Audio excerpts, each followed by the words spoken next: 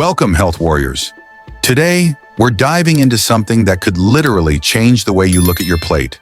Are you eating foods that feed cancer cells without even knowing it? Well, stay tuned because we'll be counting down 8 of the worst foods that can fuel cancer, straight from the research of none other than Dr. Michael Greger, the man who's made it his life's mission to help us all live longer, healthier lives. Who is Dr. Michael Greger, you ask? He's a physician, author, and internationally recognized public health expert. He founded nutritionfacts.org, a fantastic resource for science-based nutrition information.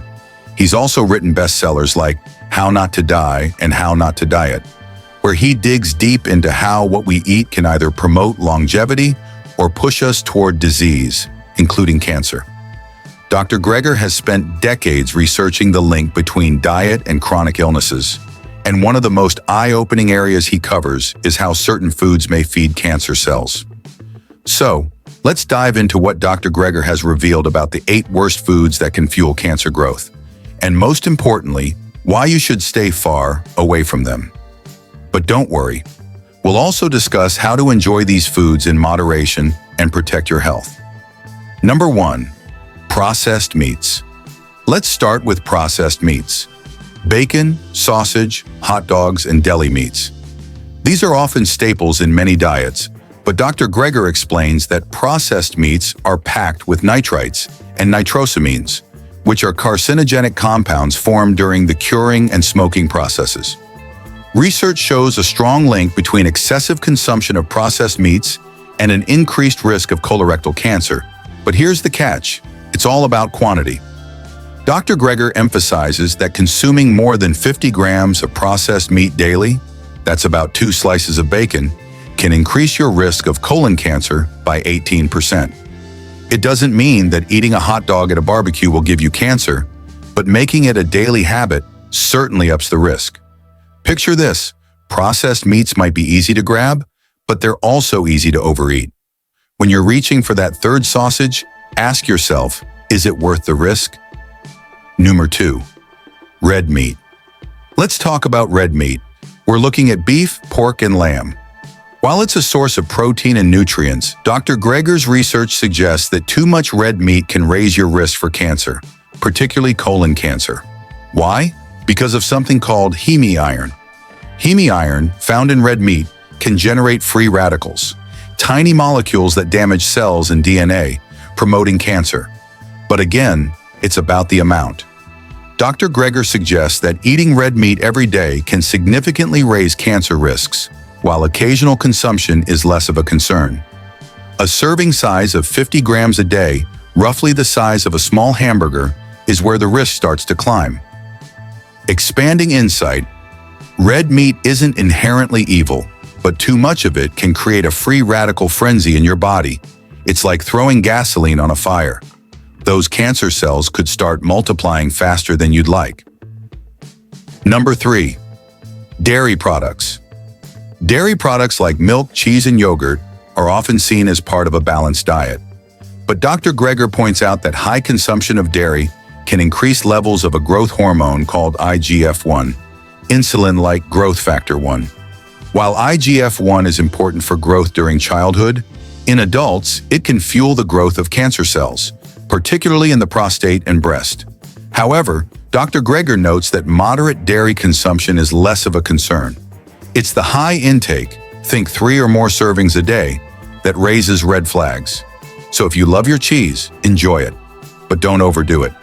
Dairy might be comforting, but overindulgence, not so much. Picture IGF-1 as fertilizer for cancer cells. You don't want to be pouring it on daily. Number 4. Fried foods. Alas, fried foods. Crunchy, golden, and delicious, but not without risk. According to Dr. Greger, fried foods, from French fries to chicken wings, contain acrylamides, a chemical formed when starchy foods are fried at high temperatures. Acrylamides have been linked to an increased risk of ovarian, breast, and endometrial cancers. But here's the key: it's all about moderation. Dr. Greger doesn't say you should cut out fried foods entirely, but limit them. Having fries with every meal or fried snacks every day is where the problem lies. Occasional consumption, especially when paired with a diet rich in veggies, minimizes the risk. Acrylamides are sneaky little cancer promoters, but they're only a big deal when fried food becomes your regular go-to. Enjoy it occasionally, but make veggies your everyday stars. Number 5, sugary drinks.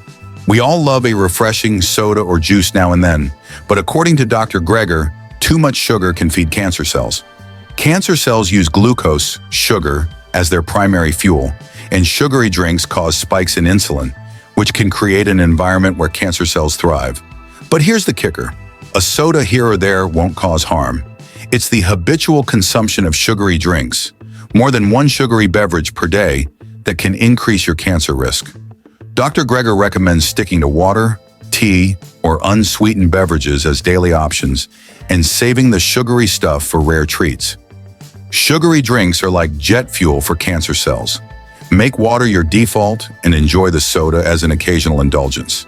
It's the best way to stay hydrated and healthy. Number 6, alcohol. A glass of wine here, a beer there. It's all good in moderation, right? Yes, but too much alcohol can increase your risk of cancer. Dr. Greger notes that alcohol is a carcinogen, meaning it can damage DNA and promote cancer cell growth. But the good news is, the risk comes with excessive consumption. Research shows that drinking more than 2 drinks a day significantly increases the risk of cancers, like breast, liver, mouth, and esophagus cancers. Dr. Greger advises that moderation is the key. 1 drink per day for women and 2 for men is considered safe. Think of alcohol as something you sip, not gulp. A glass of wine once in a while is okay, but binge drinking? That's an open invitation for cancer cells. Number 7, refined grains. Refined grains, like white bread, white pasta, and pastries, are stripped of their nutrients, leaving behind mostly simple carbohydrates. Dr. Greger explains that these carbs spike your blood sugar, causing your body to produce more insulin, which can stimulate cancer growth, especially in hormone-sensitive cancers like breast and prostate cancer. But don't panic. You don't need to eliminate carbs. Instead, opt for whole grains, like brown rice, quinoa, and whole wheat bread, which contain fiber that helps regulate blood sugar. It's the constant consumption of refined grains that raises cancer risks. Refined grains are like fast-burning fuel for cancer cells. Swap them out for whole grains to keep your body and your cells healthy. Number 8, artificial sweeteners. Finally, let's talk about artificial sweeteners. While they're marketed as a healthier alternative to sugar, Dr. Greger points out concerns about sweeteners like aspartame and saccharin, which have been linked to gut health issues and even some cancers. The good news? You'd have to consume a large quantity daily for a long period to be at risk. Dr. Greger suggests using natural sweeteners like stevia or monk fruit in moderation. Artificial sweeteners are like a double-edged sword. Small amounts won't hurt, but relying on them every day? That's when they start to cause trouble. So there you have it, folks. While these foods might be tasty, it's all about moderation. The good news is, with balance and awareness, you can enjoy your favorite meals without worrying about cancer risks. Stay informed, stay healthy, and remember, you're in control of your plate and your health. Don't forget to subscribe for more insightful tips on how to live your healthiest life yet.